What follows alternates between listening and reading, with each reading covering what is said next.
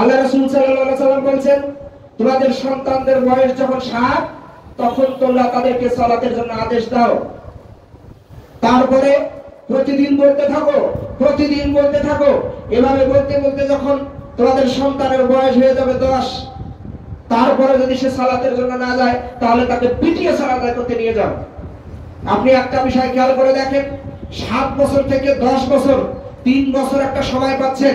এই 3 বছরে 365 করে যদি 3 গুণ করেন তাহলে আপনার 1080 দিন বা 1100 দিনের মতো হয়ে যায়।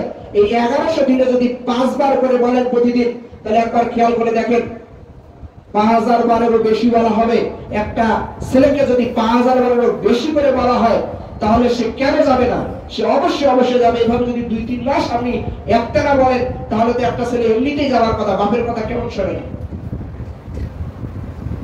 এজন্য আপনার সন্তানকে অবশ্যই বলবেন, নইলে আপনাকে বিচারের মাঠে এর জবাবদিহি করতে হবে।